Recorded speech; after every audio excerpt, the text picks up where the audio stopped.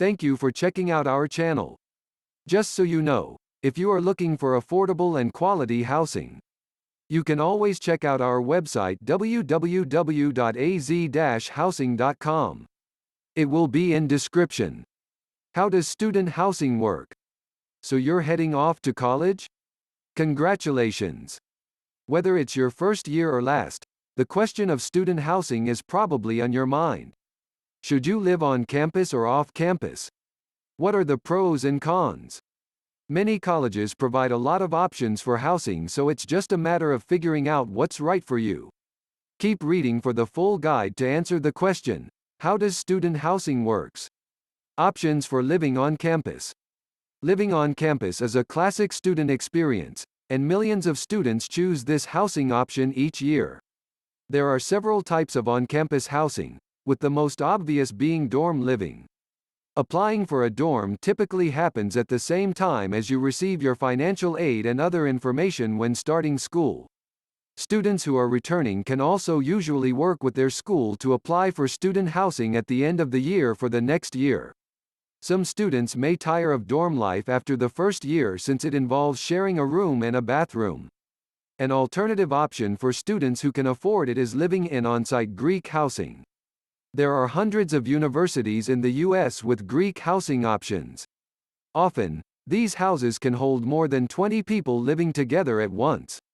This fosters a sense of brotherhood or sisterhood and can be great for a student's social life.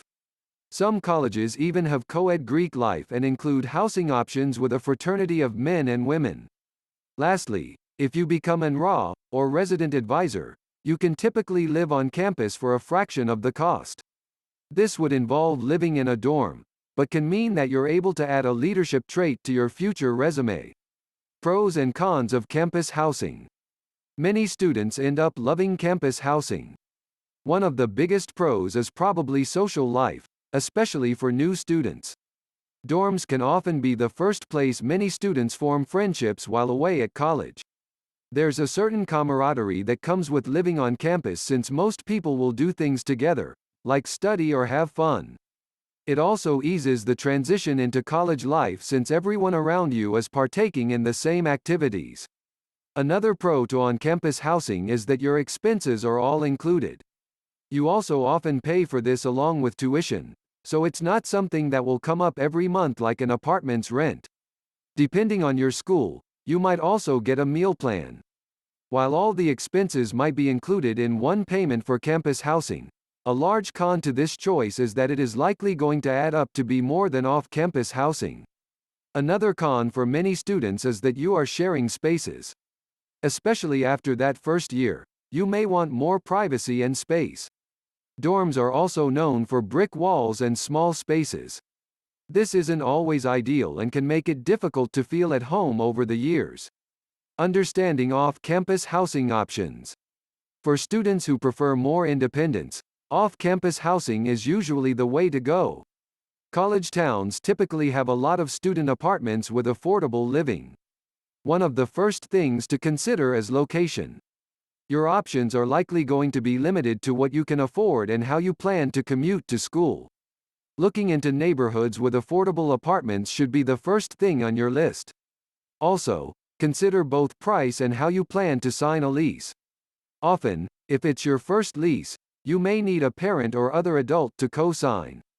This will allow the apartment or owners to trust that someone will pay rent. Think about the type of housing you are looking for as well. Do you prefer an apartment or house? It's possible you can rent a house with many other students for an affordable amount, especially if you have a lot of roommates. Also, if you are living with many other people, or even just one other roommate, make sure you choose wisely. You won't have an RA around, so you'll need roommates who you can live with and sort out any future disagreements. When you agree to live with people, start off on the right foot by communicating about preferred living styles. Pros and cons of off-campus housing. One of the biggest pros is that off-campus housing will likely be a lot less expensive than on-campus housing. You'll also have independence and will learn responsibility when paying utility bills and rent each month. Off-campus housing also clearly comes with more independence since the on-campus rules may not apply. Many students who are older, or in graduate school, will choose off-campus housing for privacy as well. If you think you'll be taking summer classes or would want to stay in your college town during the summer, off-campus housing will be helpful to you. Most dorms aren't open during the summer, so this will be a good way for you to secure a place to live. The biggest con, depending on your situation, to off-campus housing is the lack of convenience. You might not be able to walk to class and won't be eating at the school's cafeteria. This means extra costs like bus fees or gas for your car and grocery shopping. Also, if you plan to go somewhere else for the summer, your lease might make you feel stuck. Apartment leases are often for a full year. Make sure you're also prepared to go on the hunt for an apartment and a roommate. This can be a difficult task and your school may not assist you. Student accommodation through your university. Finding student housing on campus is very possible. However, there are usually limited spaces. Campus housing is typically reserved for first-year students. So, if you are entering your freshman year of your bachelor, your master's or even further education, you qualify as a first-year student. This also goes for exchange students. When we say reserved campus housing, we mean housing that is linked to your university. Many Dutch universities have partnerships with student housing agencies. The university is not the one organizing your housing for you, but they do collaborate with student housing agencies that do. Simply search your university website for housing, and you can be sure they have recommendations for reserved accommodation or even regular housing. We're going to be talking about some of the biggest student housing agencies down below. If you are in your second or third year, unfortunately, you can't live in reserved campus housing. But, you can still live in unreserved student housing. There are many student accommodations for every type of student, no matter your year of study. Don't worry. We've got you covered. But more on that in a little bit. The private housing market, housing corporations. If you don't feel like staying on campus or in student housing, or you are a bit too late to the game, then you can consider finding private accommodation. Private accommodation is essentially housing, such as apartments and studios, that are not considered part of a student housing scheme. So, any old apartment or room is available for rent. You might consider, for example, renting an apartment with your friends, finding a room for rent, or even finding your own studio. Furnished versus unfurnished. When you decide on what housing you want to apply for, make sure to check whether it is furnished or unfurnished. If it is furnished, it already contains furniture. Most of the time, only the basics like a bed, desk, and wardrobe. If it is fully furnished, it may also have a sofa and dining table, for example. If it is partly furnished, it may only contain a few of the essentials. An unfurnished room or apartment is, as you might have guessed, without any furniture whatsoever. It is important to consider whether you want it to be furnished or not. The pros of having it furnished are that you don't need to buy any new furniture. When you leave, you also don't have to think about moving all your stuff somewhere else. On the other hand, unfurnished properties are usually a bit cheaper to rent. Then we get to the issue of utilities. Utilities include energy, electricity and gas, water, and your internet and gadgets. If you are renting a place with exclusive utilities, they are not included in your monthly bill. You will have to pay them separately from your rent. In some cases, your property may already be tied to utility providers. Then, you just have to fill in your details as the resident. In other cases, you will have to find them yourself and set up a contract for the duration of your stay. Through college life, you can find affordable utility providers for your new home.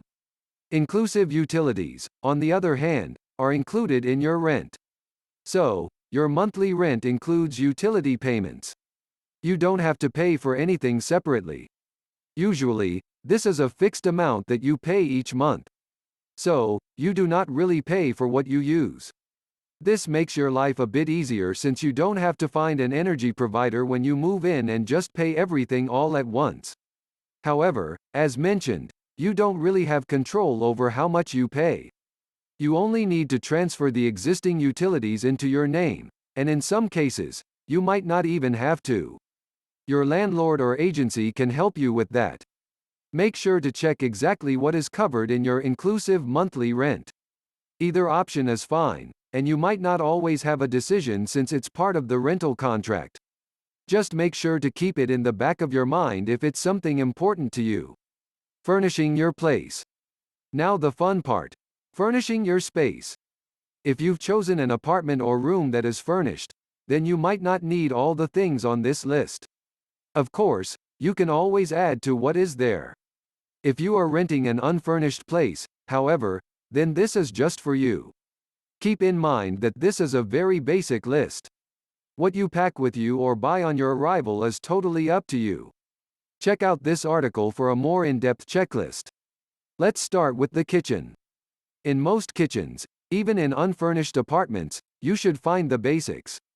That includes a stovetop, fridge, and freezer. Many student apartments are notorious for not having any ovens. Strange, right? You can, however, buy a small oven. Then, there are things like microwaves, toasters, and kettles. Moving on from the kitchen, there are the usual suspects. A bed, a desk and a place to store your clothes in the bedroom. A sofa, bookcase and maybe a TV in the living room. Your bathroom should already come with a shower, sink, and toilet, hopefully. A place to store your toiletries is also a good idea. And if you have a balcony, use it. Please do not forget to like this video and subscribe to our channel.